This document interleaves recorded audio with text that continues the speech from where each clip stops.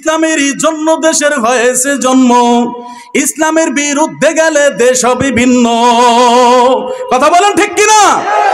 ইসলামেরই জন্য দেশের হয়েছে জন্ম, ইসলামের বিরুদ্ধে গেলে দেশ হবে ভিন্ন।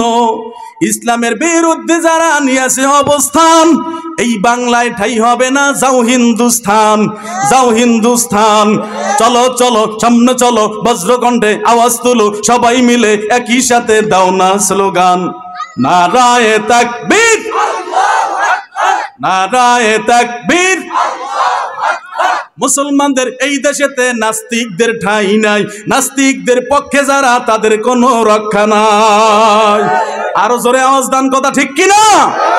মুসলমানদের এই দেশেতে নাস্তিকদের ঠাঁই নাই, নাস্তিকদের পক্ষে যারা তাদের কোনো রক্ষা নাই। এই দেশেতে থাকতে হলে কোরআন মানতে হবে, কোরআন না মানিলে বিতাড়িত হবে, বিতাড়িত হবে। চলো চলো সামনে চলো, বজ্রকণ্ঠে আওয়াজ তুলো, সবাই মিলে একই সাথে দাও না স্লোগান, নারায়ে তাকবীর, নারায়ে তাকবীর। দিন ইসলাম, দিন ইসলাম জিন্দাবাদ, জিন্দাবাদ। ও মুসলমান, আওয়াজ লাগবে কি লাগবে না? আওয়াজ দিতে রাজি আছি সবাই। আমাদের মুসলমানদের নারায়ে তাকবীর আল্লাহু আকবারের কারণে বেঈমানদের ঘুম ভেঙে যায়, কথা বলেন ঠিক কিনা?